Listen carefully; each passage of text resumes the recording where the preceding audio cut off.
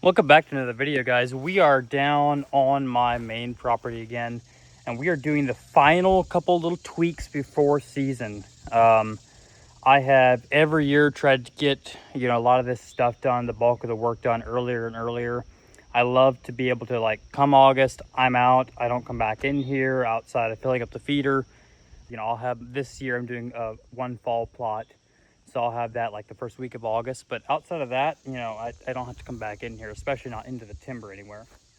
But I did kind of push off some of this work till later, and a lot of that is going to be, we're basically doing mock scrapes today. We're finishing access trails, and got just some, trimming some limbs, just real little stuff that make the difference come fall. So we're going to be moving a few cameras as well. But right now on this spot, this is where I expect to potentially get a crack at one of my main target deer, Jed. I had him show up early this spring. He was one of the first deer because of how recognizable that big extra, his second beam, was. And I got a picture of him here, and that's usually a telltale sign that, come later in the fall, those deer haven't quite shifted from the spring and into their summer ranges. So I'm getting them on other parts of the farm now, but knowing that he was here early like that, and I had him here as well last fall, tells me that this is going to be a spot that could potentially catch up to him this fall. So he's a really cool deer. I don't know for sure if he's going to be a target, but a good chance he is.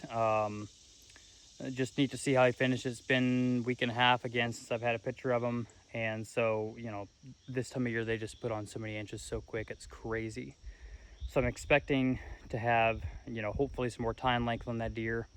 And then here in the next couple weeks, I hope to do some velvet scouting here.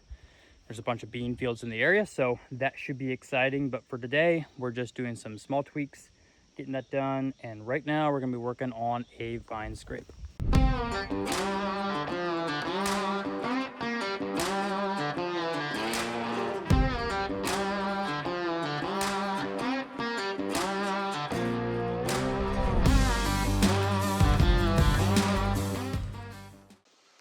So I just got the reveal set up right behind me over this water hole. I had another camera here, but I wanted to move that one. Stick the reveal here. This water hole has been incredible. How many deer have come in here and used this spot. This is close to a doe bedding area, and so there's been a doe and a fawn in here just all the time. They almost every day are in here playing in the water. It's really cool. Now, one of the things with these vine scrapes is, ideally you have a perfect overhanging branch where you just go in and hang your vine from. In this particular spot, I don't really have that. And I have come to realize how important having that vine at the correct spot is. It can literally be 3 foot off on the side of the trail. And if it's not something that's kind of in their face every time they're walking through an area, they may just skip it. Now, come the rut, they're gonna go off to the side. They'll hit that scrape if it's, opened up. But I want this to be a spot to where they know that scrape is there all summer. They come into fall and they want to be checking that to check if the does are coming into heat. And so this is a spot that's there's does that bed up on this top. But just down over, you have this ravine, a big bowl, and you got bucks bedding down into there. And that is sort of my main goal right now, is to get a good, well, okay, I say that. We might have a branch here. So this branch right up here, might be able to make that work. I have a small little limb here that I've done in the past and just didn't work all that well. So I may rig something up here. This might work. So I might just get my stick, go up, and I think I can get a vine in there. So that'll be sweet. That'll save me some time. But what I'm gonna do in some of these other locations where I don't have a branch, and I have already, taken like a broom handle and skirted into the tree, that type of thing, but it still wasn't about far enough. So what I'm gonna do in a scenario where you have no other choice, I don't like doing this, it's not as aesthetically pleasing, but it works, is simply running paracord from one tree to another over the gap that you want your deer to walk through and suspending that vine in the center. It's not ideal, it's not perfect, but if it's where that scrape needs to be, and I have a scenario like this, that's where it's got to be. So I'll be doing that later on today. But right now, let's just get a vine cut and get this thing hung. Seems like when you're walking through the woods, there's vines everywhere, and then when you finally want one, finding them can be kind of hard. But got a big one up here. So I'm looking for around a half to an inch, like that. That's way too big, and that's a pretty good sized one. I'm looking for smaller than that, and I want a living vine, so I could probably go into that mess and get one. But right here we have what we're looking for. So I like this size here, or a little bit bigger than that. Perfect right there. That's what we're looking for. You know, that's about an inch, maybe not quite. And if you can get a fairly long straight section, that's ideal. Like, might pull this down and use that. So that's perfect. I was able to come right into that branch there, come down.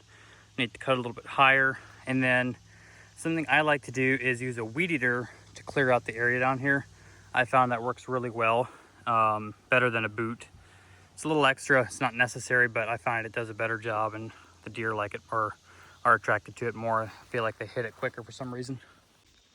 Okay, so I got this done with the weed eater, turned out pretty good. One thing to keep in mind when you're hooking on a vine scrape onto these branches, right now, that branch is full of leaves. Come the hunting season, it will not have leaves on it. So that is less weight on that branch, and so what's going to happen is it's going to bend that vine higher. So you want to keep that in mind when you initially cut it. You want to be a little bit lower maybe than what you typically would. I usually start around the waist, and then as that branch loses its leaves, it's going to come up just a little bit, which would be about right. So that's the plan, and I'm going to quick cut this thing. Just like that, we got a perfect mock scrape. Got the scrape all cut out. We got the vine there. We got our stand right there up in that cherry tree. It's about an 18 to 20 yard shot. And then right here we've got the water hole. So should make for a pretty awesome setup. And like I said, that bedding is just down over the hill.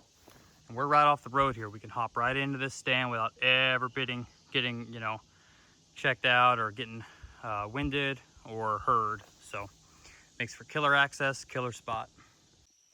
Okay, so just wrapped up this scrape.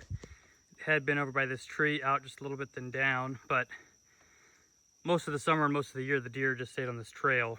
And so basically hung a line across there and put a scrape in the center. I don't like doing that. I don't like how it looks. I don't like how, you know, floppy the limb is there, but it's kind of my only option in this particular spot. And so we're gonna run with it, see how the deer respond, and give it a whirl this year. But it's right, you know, right down where they want to walk through, and this is one of my better spots on the farm. So it's just this giant funnel. So yeah, we'll see how it works. A huge part, obviously, to any property is access. And so just wrapped up cleaning up the access to my blind yet. And on this one here, I'm coming in this extreme ditch. I mean, it's like I said in my last video, every time I show people or bring along people to this access, they just shake their head a little bit. That's the amount of work that I go through to get to this spot, but never bump any deer, and it's just the cleanest entry and exit you're gonna find. So off of the road, hop in the ditch, run the ditch down onto this spot, and I'll, you know, basically hop into this adjacent creek here and then go all the way up the ditch to the blind. And it's just bulletproof. It's perfect. You know, the last 20 yards, you have to be a little bit careful, but other than that, you know, if you get in there at the right time, you're not going to bump any deer. Okay, so I didn't film a lot of that. I was trying to get work done. Did a bunch of mowing. Getting a lot of rain this week, so I mowed some of my clover again. It was getting pretty weedy.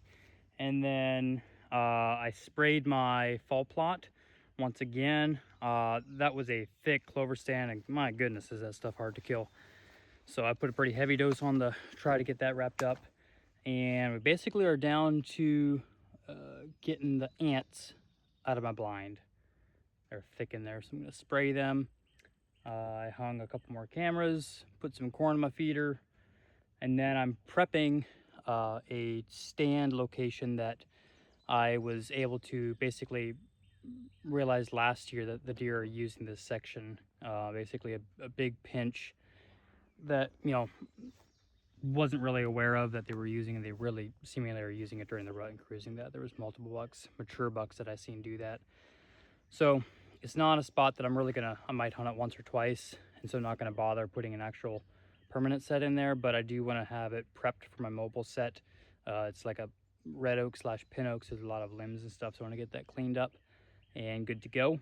And then we are going to grab one of my permanent sets that I didn't hunt at all last year. I'm going to grab that and put it on a different farm. So other than that, I think we're pretty well done for the day. We got a lot done, just a lot of little cleanup stuff that I felt like I needed to get done. So that feels good to have that finished.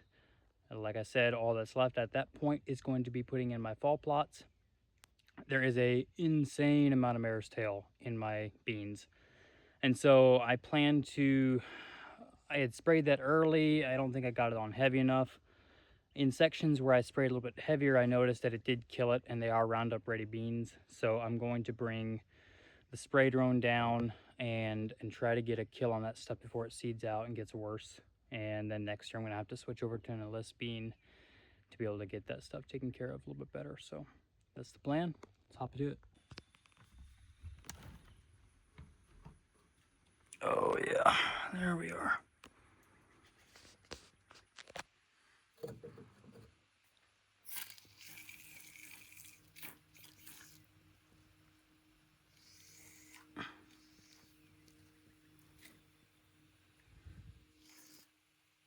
Yeah, I don't love that, but technically wasp spray, but I didn't really have anything else, so I'm sure it'll do the trick. Okay, well, that's taken care of. Well, I guess I was wrong. The tree that I was thinking of is actually really clean on the side that I'm going to get up it. So basically that red oak there won't need to clean anything up at all. Basically, we're at the head of a big bowl, and it's real thick, nasty. Like they can't walk through it in the actual drainage. So it basically leaves a gap. And then there's that clover plot we were just on over there by the blind. And so sitting in that blind, I saw quite a few. I saw one, my target buck, as well as a potential target buck from this year. For this year, cut across behind the plot, never walked out into the plot, but kind of cut this corner and came up around here and stayed in the timber, never walked out in the plot at all. So I want to stand site here for that type of scenario. So I have that option now and should be good to go. I'm actually really excited about hunting that spot.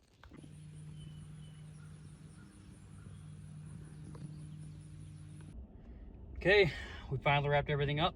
All that's left, take the fence down around the beans, plant the fall plots, and we're ready to rock and roll. It feels good to have all of the hard work done now. Now I'll just kind of wait and see what shows up. So we got some pretty good deer showing up. I'm excited to see potentially my #1 shooter. Have not found him yet, but I also haven't done really any summer scouting down here. So I'm hoping to find that deer, and he should be a giant. So I'll see you in the next one, guys.